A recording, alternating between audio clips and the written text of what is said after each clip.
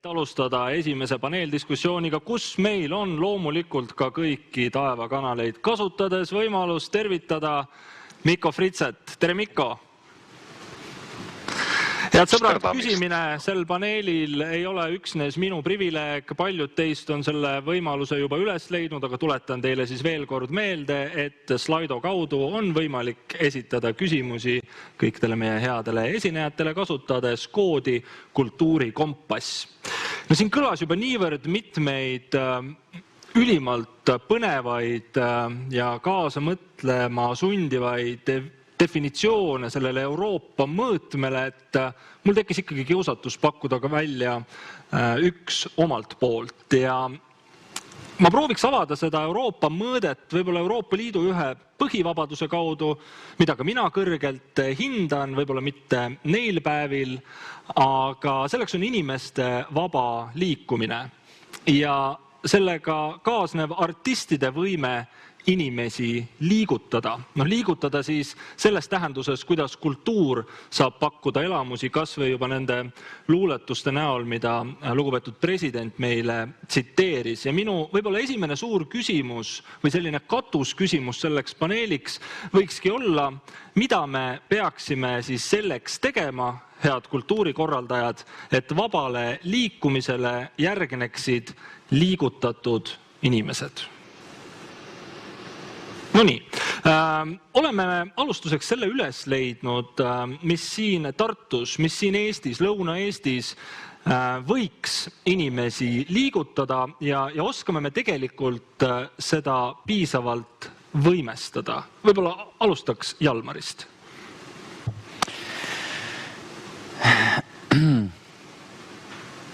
No sina oled üles leidnud, me teame, aga kui sa vaatad laiemat pilti?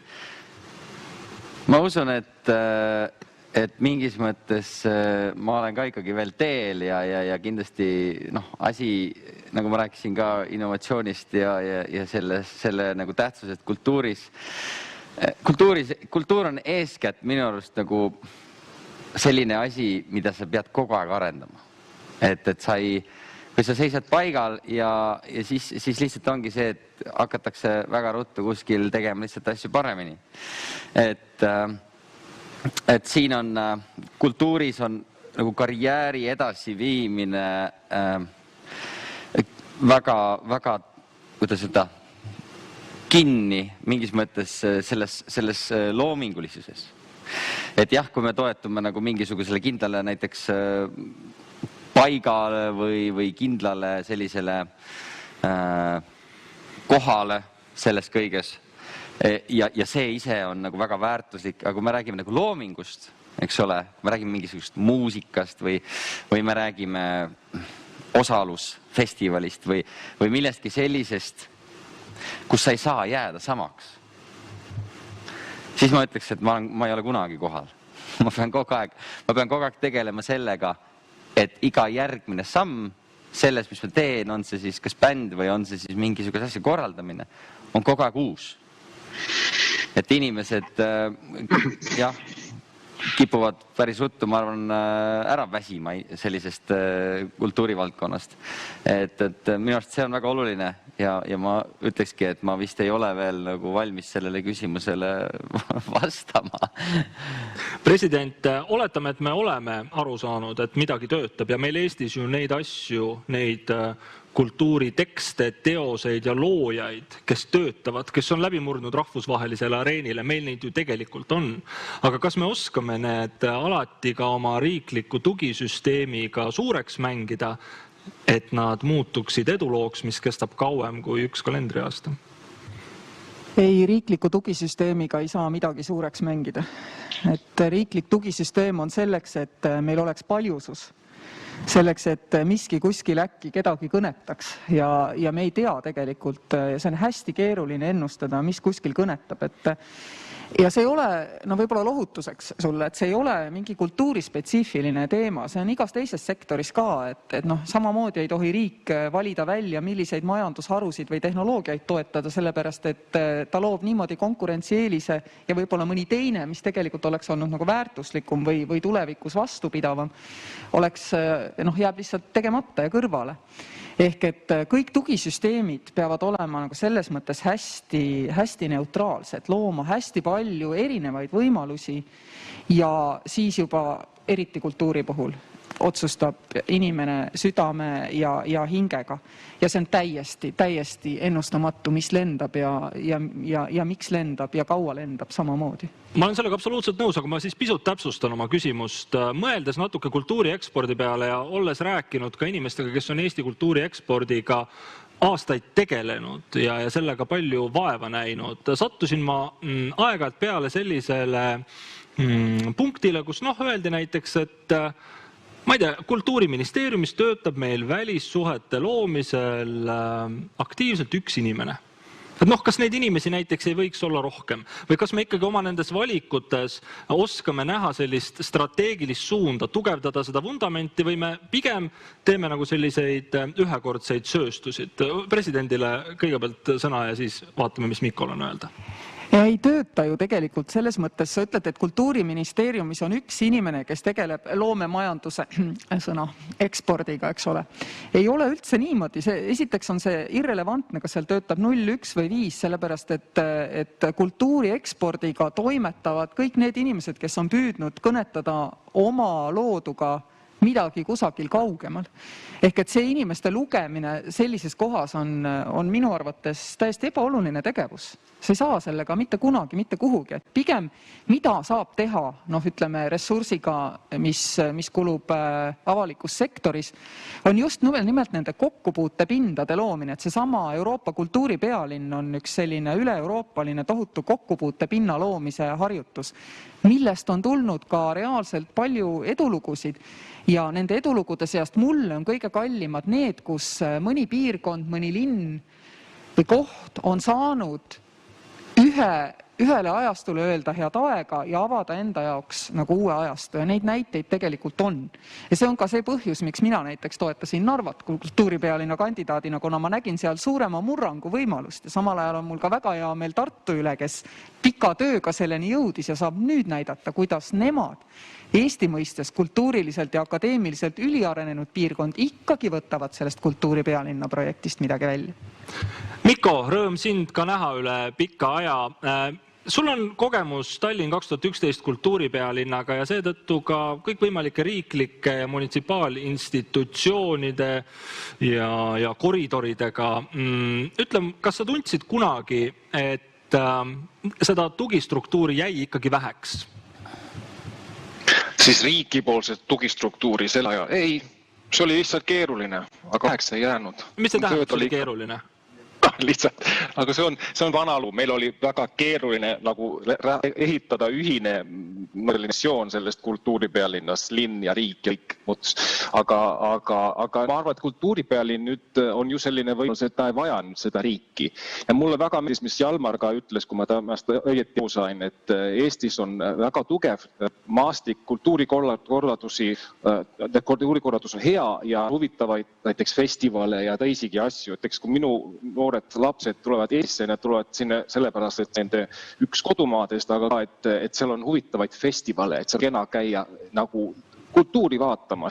Ja ma arvan, see on nagu kõige tugevam alus, et kui on head festivalid, siis siin on inimesed ja seal nad avastavad seda, Eesti võib nagu maailmale viia. Ja sina küsisid algusest Jalmarit, kuule Jalmar, kas sa teadsid siis 2004, kui sa läksid Tallinn Music Weekile ja siis mina mõtlesin peas, et see sai oma esimese panuse Tallinna kultuuripealinnast, aga sa küsisid teistmoodi, aga eks see sündis ka kultuuripealinnast ja see on nüüd selline sündmus, mis nagu omal võimel ja lihtsalt ka omal riigi toetusel, aga ikka omal võimes viib Eestit väljaspool, sest inimesed tulevad Eestisse seda vaatama ja selles kontekstis jälle, et sul olema innovaatiline ja huvitav ja enda peale mõtlema ja siis neid teid otsima väljaspoole, aga riik ja mingi ametnik kultuuriministeeriumis, kes on oluline kindlasti, aga tema ei viis sind maailma. Mikko, publiku seast on tulnud küsimus, kas on sul midagi kriipimata jäänud või kriipima jäänud, et jäi nagu midagi tegemata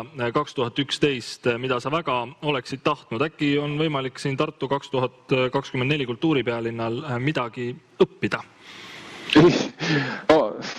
Issand. seal palju, mis jäi loomulikult tegemata, aga see on loomulik, sest peab olema suur alus, millest nagu ehitada asju ülesse ja no mis kindlasti nagu mina oleks saanud viia selle ise lõpuni, ma oleks saanud tahtnud olla seal nagu lõpuni saadi, see oleks olnud suur asi endale, aga see ei õnnestunud. Ja siis teine asi, mis kohe meelde tuleb, kui sa küsid, meil oli väga ilus projekt La Fura Pausiga nagu mõttes, hispaania või kataloonlane nagu selline, kes teeb välistingimustes huvitavaid asju ja just see, et nemad olid nõus tulema sellepärast, et neid viitas Eesti ja see kogu konstellatsioon, see ajalugu ja olid nagu nõus ka leppima hinnast kokku see viis ikka selliseni, ma oleks tahtnud selle lõpuni viia, nad on ikka huvitavad tüübid ja nendega sai pikalt vestelda, see ei õnnestunud. No üks selline sündmus, aga ma ei tea, kas Tartu võib sellest õppida. Äkki saab õppida, no ja ei. Ma võtan 2 küsimust veel publikult. Jalmar, kas sa oleksid valmis tegema mõne looga Läti folkmuusika samplitega? Väike selline rahvusvaheline koostöö aastaks 2024 äkki? Tegelikult, kui me käisime viimane kord Jaapanis, siis me ostsime sealt Jaapani arhiivisalvestisi, et meil hetkel Läti omasid ei ole veel uurinud, aga ma arvan, et ei pruugi kaugel olla ka see aeg, kui see juhtub, aga ma võib-olla lihtsalt toon siia referentsiks, et tegelikult hiljuti, kui Eesti turismisektor vajas toetust, siis EAS tegi reklaami ühe meie looga 1963. aastal Häädemeeste kihelkonnast üles tähendatud armastuse loitsu sõnadega. Ja ta reklaamis sellega siis, et reisi kodumaal, eks ole. Ja tegelikult ühtlasi, kes paljud võib-olla ei tea, aga see lugu sai meil salvestatud ka läti keeles. Selle tõlkis Kontra koos oma meeskonnaga ja ma kutsusin oma Läti sõbranna. Helistasin talle, et teda kindlasti kohe ära veenda, siis ütlesin, et tere, et kas ma räägin Läti paremuselt teise lauljaga pärast Renars Kaupersit. Ja siis ta ütles, et jah, et kusjuures ma just tulin Renarsiga proovist. Ja siis mul kukkus karp kinni, okei, sest selgus, et Tauta Meitas, selline Läti folkloori ansambel, kellel on natukene sarnased ideid, nagu ta äkki läheb Prata Vetraga järgmisel suvel loodetavasti tuurile, aga igal juhul me tegime selle ära. Ja see jõudis ka siis Läti televisiooni ja Läti meediasse. Kui ma nüüd praegu mõtleks, kuidas see käib, siis see oli Miili-maali, miljak-neka seevi, miljak-neka tävumati sauli menesi. Väga hästi, siiamaani meeles. Et jah, mul on meeles. Tegelikult see on mu salakirg olnud igale poole, kui me reisime, õppida ära kõikides keeltes midagi. Nii et ühesõnaga sellest võib-olla hakkab midagi arenema. Meil on lätlastega plaane küll ja veel. President publiku seast on küsimus, milliseid Eesti kultuurielamusi pakuti sel ajal, kui te Luksemburgis töötasite? Mis osa Eesti kultuurist Luksemburgi paistis või hoopis Läti kultuurist? No eks ta paistis see osa, kes viitsis sellest fondist toetust küsida, mille abil sai Belgiasse ja Luksemburgi ja Saksamaale reisida. Ehk et ettevõtlikum osa kindlasti, teistpidi ka see osa, mida kannatas liigutada suhteliselt piiratud ressursside toel, aga minu meelest ei olnud mina nüüd Luksemburgis kivi ajal, et siis ikkagi juba ütleme internet ja kõik see nagu levis, et ma juhin tähelepanu, et maailm tänasel päeval on nagu ühtses ruumis, ühtses kultuuriruumis, kui ta tahab seal olla. Et ei olnud mingit põhjust mitte olla kursis Eesti kultuuri siinsete kohapealsete sündmustega ja mis aitab ekspatti kindlasti, aga ka seda, kellel on muidu kiire elu, siis minu meelest Eesti kultuuril on üks jube kihvt kihistus ja see on meie kultuuri ajakirjandus. See on Müürileht, see on Keskus, see on Sirp ja minu pressiesindaja Taavi Linnamäe kutsub seda põlglikult siis, pidades silmas minu kultuuritarbimise harjumusi, kultuuripurksi söömiseks, ehk et mul ei ole aega minna kohale, aga mul on aega lugeda teatriarvustusi, kontserdi ja näituse arvustusi. Ja seda oli seal Luksemburgis muidugi veel eriti palju, aga on ka tänases päevas, et ma tahan seda näitust näha, aga see on EKA-s ainult laupäevani, seal praegu üks just on, mida ma tahan näha. Ja nii edasi, aga ka sellest ilmajäämisest saad sa kultuurielamuse, kui sa loed, kuidas kellegi silmad on seda nagu päriselt näinud, ja see on võib-olla välismaal olijale üks tohutu huvitav viis kultuuri tarbida, mis on kättesaadav ainult, kui riigis on kultuuriajakirjandust. Räägime elamuste tekitamisest välismaal. No kuidas ikkagi tekitada see pikaajaline usaldus? Et no, Jalmar näiteks lähete Joy Attackiga välismaale kontserti andma ja teid seal, kuigi te võib-olla läksite sinna EAS-i rahade toel, eks ju, võib-olla keegi aitas natukene uksi avada ka, ma ei tea täpselt, kuidas see käib, on ju, aga et teid käsitletakse seal ikkagi kui artisti, kellel on ka päriselt midagi pakkuda, mitte keegi, kes lihtsalt reisib toetusrahadega, sest noh, ma ei tea, mulle meenub vist Aserbaidžaan mingil hetkel riigina rentis seal Louvrist ühe diiva, eks ju, pani sinna oma kunstinäituse, aga siis samal ajal kuidagi juhtus Pariisis ka selline lugu, et Balti impressionistid olid väljas Orsay muuseumis, kuhu tuli siis vaatama üle 200 000 prantslased. Kuidas ikkagi see nagu käib, et äkki sa natuke annaksid nõu? No, ma võtan selles mõttes pinget kohe maha endalt ka, et tõesti ekspordivõimekuse arendamise nii-öelda jaoks oleme me toetust saanud, aga selle toetusega me oleme ka päris kõvasti investeerinud ja kusjuures Euroopasse me selle toetusrahaga nii väga reisinud ei ole, et see oli eeskätt mõeldud Ameerika turu jaoks, mis on tegelikult siis 1/3 Eesti või maailma muusikaturust, eks ole. Euroopa on ikkagi meil niivõrd käega katsutav ja niivõrd lihtsa ligipääsuga, et see on nagu ideaalne koht, kus alustada, aga nagu ma oma ettekandes ka rääkisin, siis jah, kui sa oled naftakuningas või on sul muid maavarasid, mis iganes, sa võid endale osta igasuguseid asju. Oleme ka meie korraks mõelnud, et mis oleks, kui meil oleks miljon, mis sisse panna, et teha kontsert kuskil, ma ei tea, Berliini keskväljakul või Pariisi keskväljakul või ükskõik kus, eks ole, sellel ei ole mõtet. Selles mõttes sellel on mõtet. Raha investeerimine igas mõttes on, nagu ma oma ettekandes ka jällegi tõin välja, et meil on vaja areneda hoides kulusid ohjes.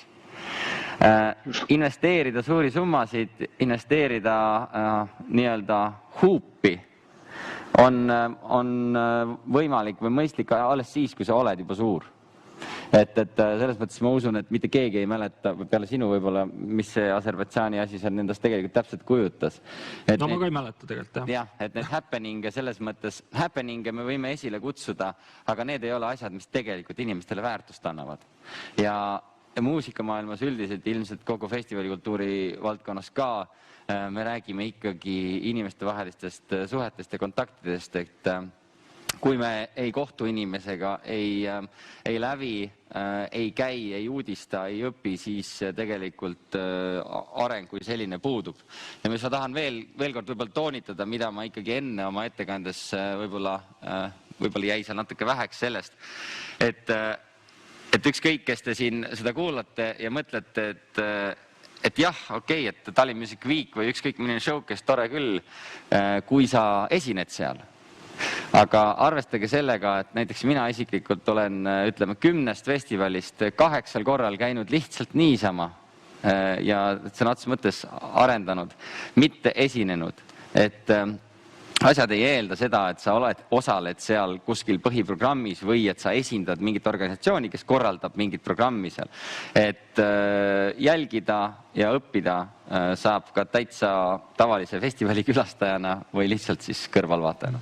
Mikko, mis ikkagi on see saladus, kuidas aktiveerida kohalik publik ühe välismaalt tulnud artistisumise ajaks? jah, nagu kõik on öeldud ja Jalmar väga ilusasti jälle pani asjad paika ja mina lihtsalt võib-olla panen samaks, et sa vajad partnerit.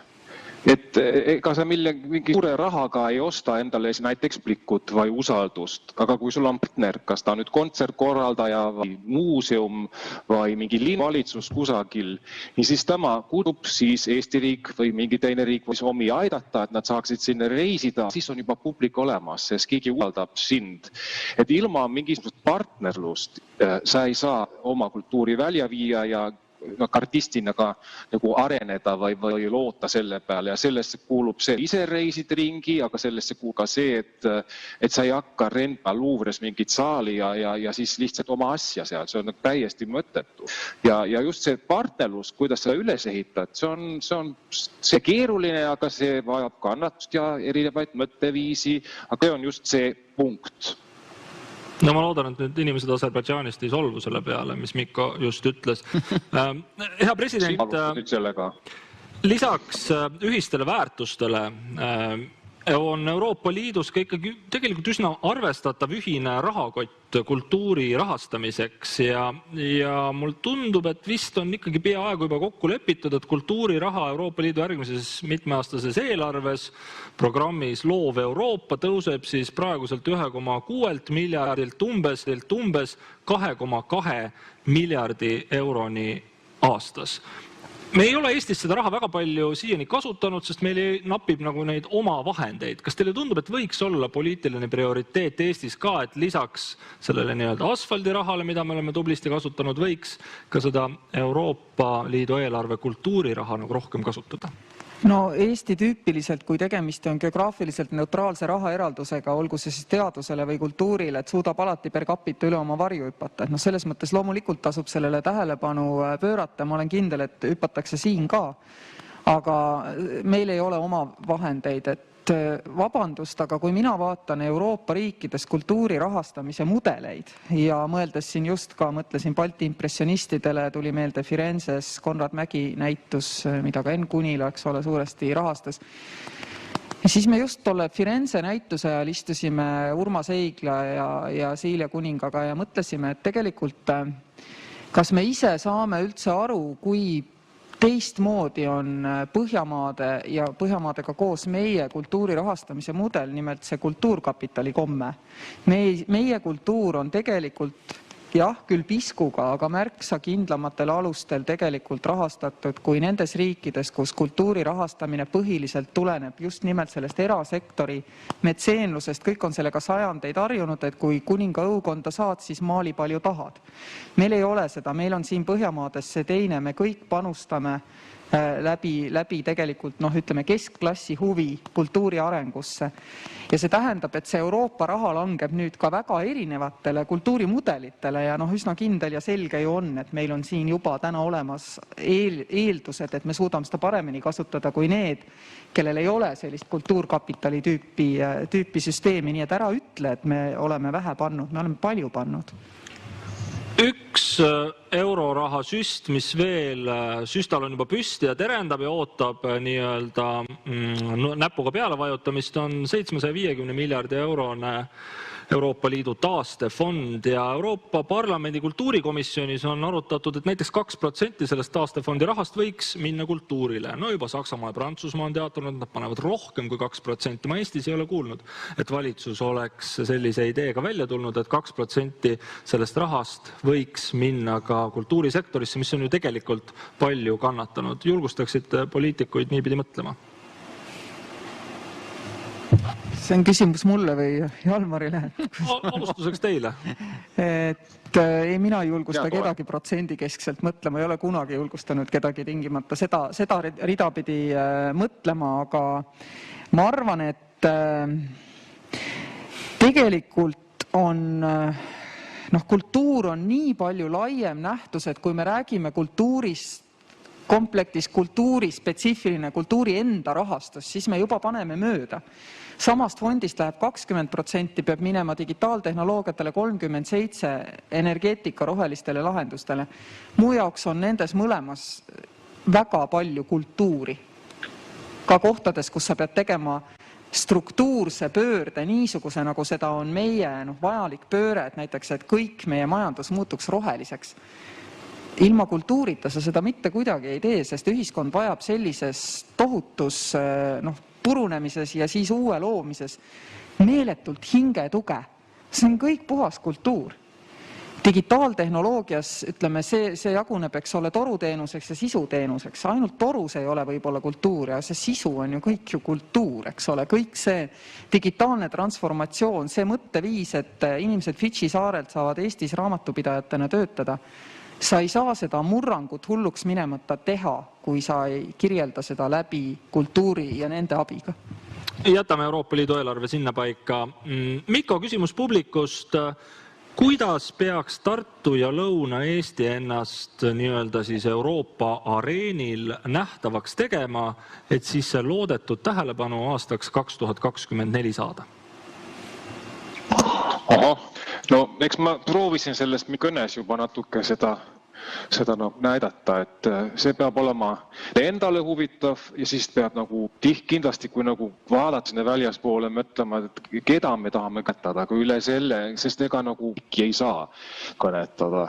Ja Eesti on kordan, huvitav ja Tartul on omad lood, kas see on just, mida me nõukogudega mainisin, või kas see on saunakultuur või on see festivalikultuur. Ja mingi punkt tuleb kindlasti, siis peab hakkama seda ka lihtsalt reklaamima. Täpselt nagu nüüd teeme mingi strateegia, aga seda olemasolevat peab, ma ei tea, natuke edasi arendama ja sellest uuesti, see on, Eestis toimub, on omal moel huvitav, teised seal Euroopas ei tea, mis seal juhtub. Ja see on just see asi, et selleks saab välja minna. Ma nüüd hakkad teile ütlema, et tehke seda või seda või seda. Ainult see saun.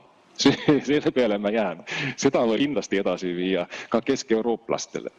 Mikko, kas sulle tundub, et me siin Eestis tegelikult oleme aru saanud sellest oma unikaalsusest ja sellest, mis meil on see põnev, mis meil on see eksootiline, mida meil tegelikult pakkuda on, või mõnikord me lihtsalt suhtume sellesse niivõrd loomulikult, et see ongi meile ju see, mis on antud? Jah, no ma loodan, et see jääbki nii, sest muidu äkki lähete ülemeelseks. Ehk et meie enesetaju on adekvaatne?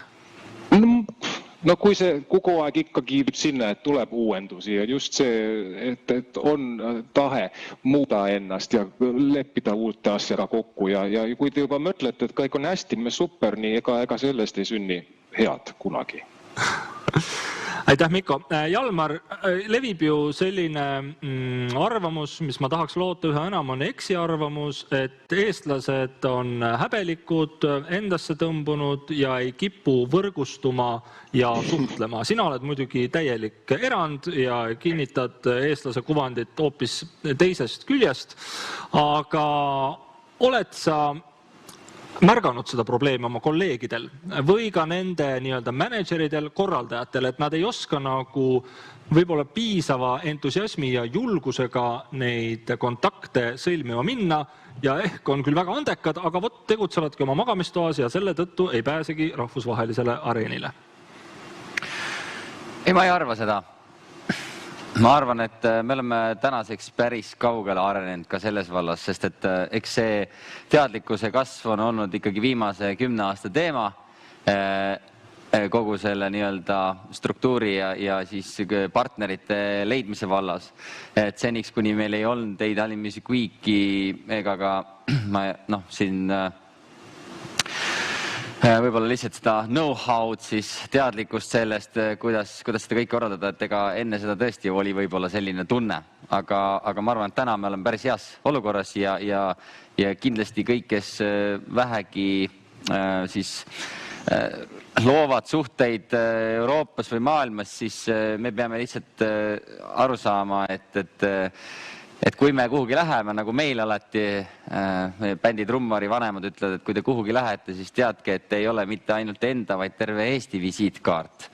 Et seda enam on meil vaja selliseid sündmusi nagu Kultuurikompass, et me omavahel saaksime arutada neid mõtteid ja arutada seda, millisena me tahame välja paista.